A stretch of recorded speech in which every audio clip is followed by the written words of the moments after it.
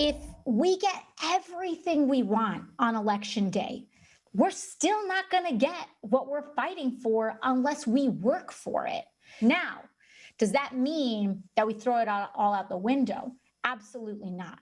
What it means is that November 4th is the day that we start bringing the ruckus on the Democratic Party. That is our job. That, of course, Alexandria Ocasio-Cortez saying the fight not even over, even if Democrats win across the board on Election Day.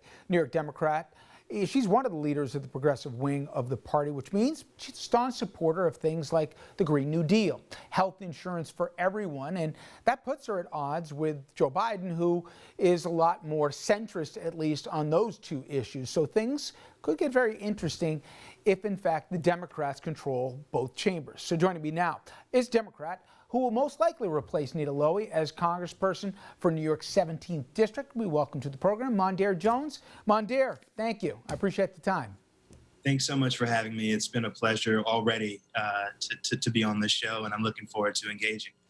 You know, I just spoke a few minutes ago to the woman you're replacing, and Congresswoman Lowey believes, given how toxic things are in Washington right now and how much partisan divide, that if President Biden's elected, he's going to have to work to bring D.C. together in a more centrist approach. We just played that clip from Congresswoman Cortez. She believes it's time to bring a ruckus to the Democratic Party. Biden's already said Green New Deal is off the table, and also what he believes with the Affordable Care Act is not as far-reaching as what she's proposing. Where do you see the Democratic Party? Does it have to be as ambitious a plan as what Congresswoman Cortez is saying, or is there a more, some would argue, practical approach to get a lot done, even if it's not as far-reaching as the left flank wants? You know, I'm proud of future President Joe Biden for offering us the most ambitious climate proposal of any major party candidate for the presidency in American history. And that, by the way, is because of climate activists and climate leaders in Congress, like Alexandria Ocasio-Cortez and many, many others.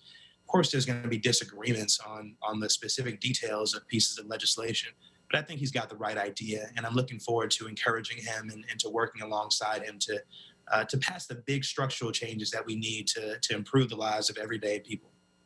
Obviously, a lot of people got concerns with will we have a fair and a free election on Tuesday? And I know you filed suit against the Postmaster General in terms of concerns with voter suppression right now.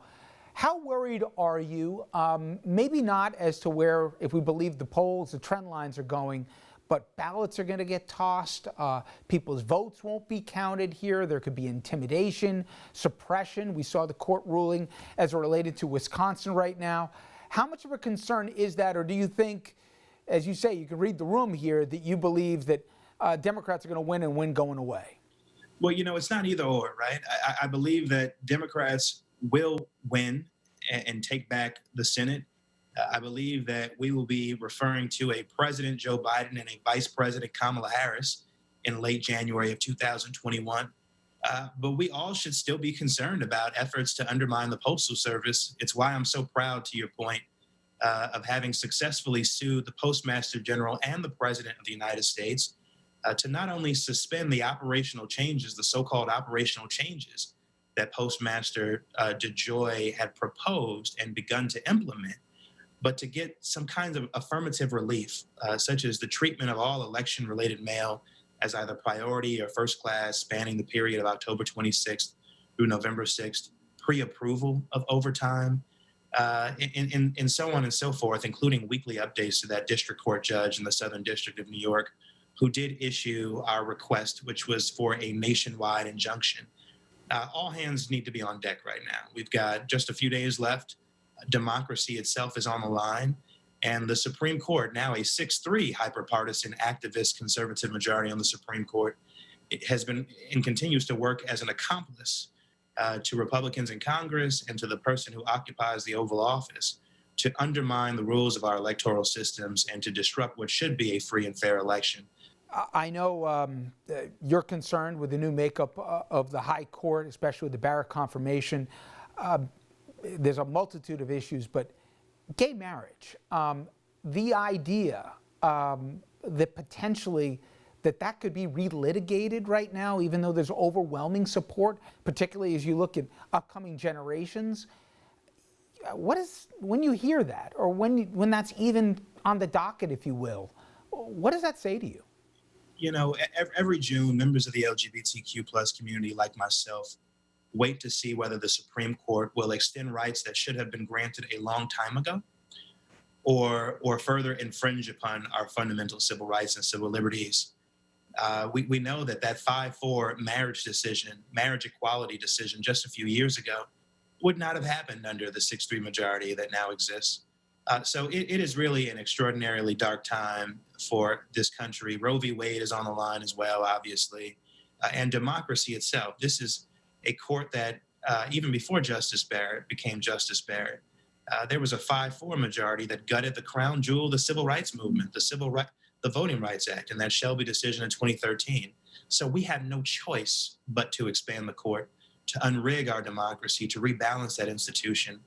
The vast majority of Americans want balance on the Supreme Court, and that is not a 6-3 hyper-partisan conservative majority. And I'm coming around to this idea of expanding the court. Finally, Mondaire, I wanted to play a clip from Jared Kushner, and I want to get your reaction because I had to hear it twice to actually believe he said it.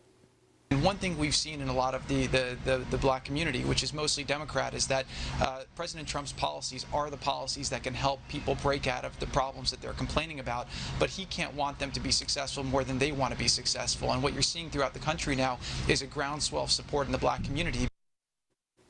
When you heard that, I can only imagine what was going through your mind. You know, unfortunately, I'm not surprised by that kind of rhetoric. Maybe people are surprised by the level of honesty in terms of how Jared Kushner and people like him actually feel about Black people. But this has been true of leaders of the Republican Party for a long time now, and unfortunately, they have a president of the United States who embraces white supremacy and that kind of really damaging ideology that you just heard Mr. Kushner express. It's why it's more important than ever before that we restore integrity to the Oval Office.